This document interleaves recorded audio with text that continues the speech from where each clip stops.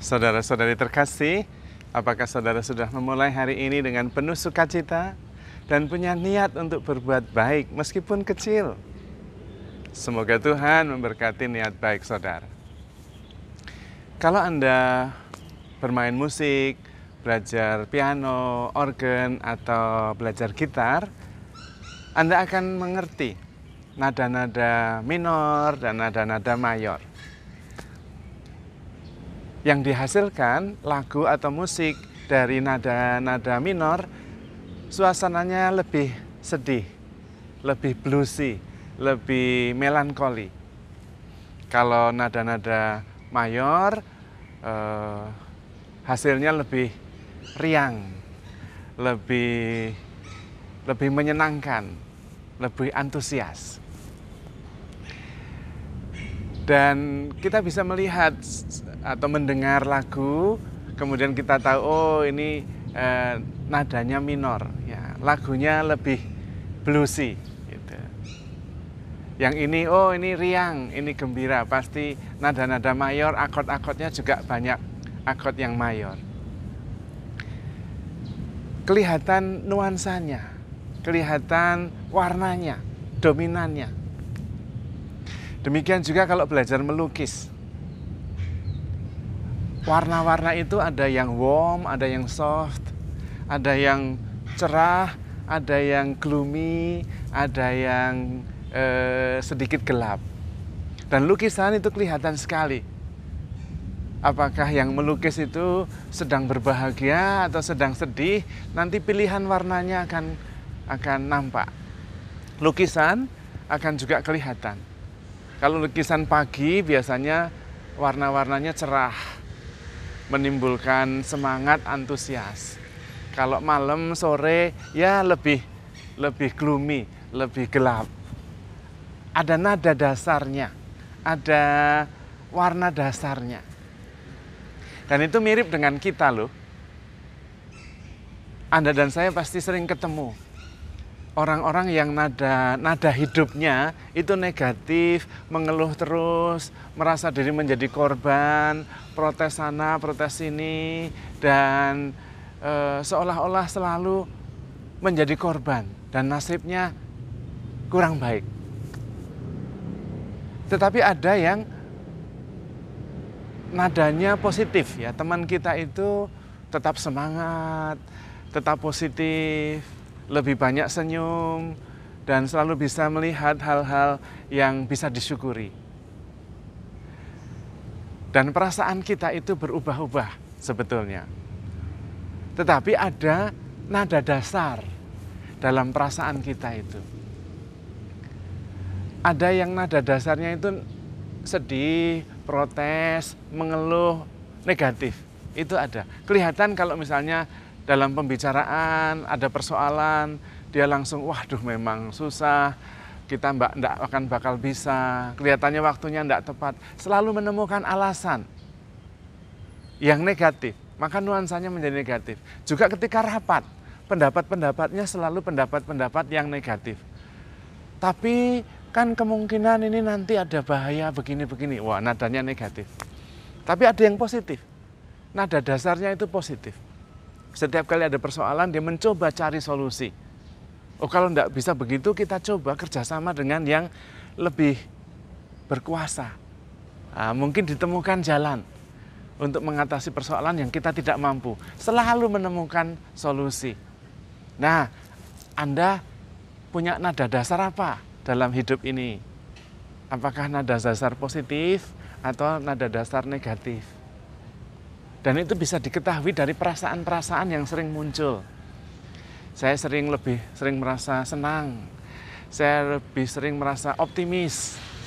Saya lebih sering merasa penuh harapan. Atau saya sering lebih merasa pesimis. Saya sering lebih merasa nasibnya kurang baik. Saya lebih sering menemukan persoalan-persoalan dalam setiap langkah yang saya tekuni. Saya sering menjadi korban. Bahkan alam pun nampaknya senang menjadikan saya korban. Saya sedang mau melakukan sesuatu, hujan deras. Jadi seolah-olah alam pun menjadikan diri saya korban. Saya sering merasa sedih, saya sering merasa tidak dicintai, saya sering merasa ditinggalkan. Nah, Anda pada posisi nada dasar positif, nada dasar yang riang, atau nada dasar negatif. Mengeluh, merasa tidak dicintai, kadang tidak antusias. Itu nada dasar dalam hidup kita. Yang menarik adalah nada dasar kita, perasaan kita itu bisa kita ubah kapan saja. Itu kabar gembiranya. Jadi kalau nada dasar Anda itu negatif, itu bisa diubah jadi positif anytime, at any time, kapan saja. Nah, persoalannya adalah bagaimana caranya. Nah, itu yang mau saya sampaikan. Kita itu bisa mengubah nada dasar hidup kita. Seperti main musik dari akord minor menjadi mayor. Jadi dari minor pentatonik menjadi mayor pentatonik melodinya. Nah, kalau dalam hidup kita nada kita bisa berubah dari nada yang negatif menjadi positif, dari yang mengeluh menjadi yang antusias. Bagaimana caranya? Ada dua cara. Cara pertama adalah dengan mengubah perspektif. Itu yang pertama. Jadi kita bisa mengubah perspektif kita. Kemudian dari perspektif sebagai korban, kita ubah menjadi perspektif sebagai murid. Yang kedua adalah kita mengubah nada dasar itu tadi dengan mengubah fokus. Mengubah fokus. Dari fokus melihat hambatan dan tantangan, fokus untuk bersyukur. Karena kalau kita fokusnya bersyukur, tidak bisa negatif. Tidak bisa negatif. Maka fokus pada rasa syukur dan apa saja yang bisa disyukuri. Itu bisa mengubah dengan sangat cepat perasaan yang sedih, terhambat, perasaan kurang baik menjadi perasaan harapan, sukacita, optimisme. Kalau kita bersyukur. Karena itu pagi-pagi itu penting sekali mendaftar apa saja yang perlu disyukuri. Nah, itu akan mengubah seluruh suasana hari itu menjadi positif, menjadi nada harapan, nada dominan, nada dasarnya itu mayor, bukan minor. Itu. Kemudian mengubah perspektif. Perspektif sebagai murid, bukan perspektif sebagai korban. Kalau kita perspektifnya sebagai korban, kita itu terus-menerus merasa bahwa orang lain itu hobinya itu nyakiti saya. Orang lain itu hobinya tidak mencintai saya. Gitu. Itu hobi alam semesta bahkan. Bahkan alam itu hobinya membuat saya menderita. Saya lagi mau usaha hujan deras, saya lagi berusaha melakukan sesuatu yang berbeda, tiba-tiba panas terik. Jadi mau panas mau hujan itu adalah alam yang hobi membuat saya jadi korban. Ada orang lain berpesta, saya sakit hati. Karena itu berarti ngolok-olok saya. Nah itu dia. Karena selalu melihat dirinya sebagai korban. Merasa tidak dicintai, merasa tidak diperhatikan, merasa ditinggalkan. Lalu pindah fokus. Nah, fokus pada rasa syukur. Tidak pada perspektif bahwa saya ini korban. Tapi saya ini murid. Dan kalau kita menggunakan perspektif murid yang ada rasa syukur. Bahkan ketika itu derita, wah saya mau naik tingkat lagi ini karena sedang ujian. Loh itu, ujian pun bagi seorang murid bukan hobi semesta, bukan hobinya Tuhan membuat saya menderita. Tetapi Tuhan sedang menguji saya supaya saya naik kelas. Lah murid, nah kalau murid tidak belajar, tidak ujian, kapan lulusnya? Para murid yang baik, kita sekarang tidak perlu belajar, itu repot, susah. Lalu nanti tidak usah ada ujian. Mau ya para murid ya? Ya enggak mau. Murid itu harus belajar, kerja keras, ditantang. Kalau sudah bisa pada persoalan ini, kasih soal yang lebih sulit. Nah gitu. Lah murid tak.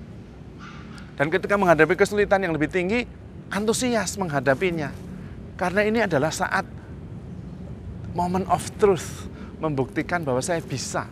Begitu. Mengubah fokus dan mengubah perspektif. Bisa, tergantung Anda. Wong yang menonton, melihat dari perspektif tertentu ya Anda. Kemudian mengubah fokus juga bisa. Wong yang mau fokus pada derita, atau fokus pada harapan, atau fokus pada rasa syukur ya Anda. Karena itu seringkali menurut saya, orang yang tidak peka itu kadang-kadang justru malah bahagia hidupnya. Tapi saya tidak menganjurkan Anda tidak peka ya. Maksudnya begini, ada orang yang ngolok-olok kita, dia malah senang karena merasa bahwa itu dipuji. Oh, yang ngolok-olok, yang mengejek itu kadang-kadang malah kesel. Ah kamu ini, saya itu ngejek kamu. Dia malah tidak merasa kalau diejek. Tidak peka dalam arti itu lebih bagus. Mungkin karena dia mempunyai perspektif yang baik. Diejek tidak apa-apa lah. Diejek itu malah tanda dekat. Tanda kita sudah tidak ada jarak. Bisa mengatakan apa saja. Oh, bisa saja. Perspektifnya tergantung perspektif kita. Maka Anda mau hidup dengan nada dasar optimis, nada dasar positif, nada dasar sukacita, atau nada dasar negatif, nada dasar pesimis, nada dasar mengeluh, monggo pilih sendiri. Dan bisa sudah saya sharingkan bagaimana caranya. Mengubah fokus dan mengubah perspektif. Yang jelas, kita sangat dicintai Tuhan.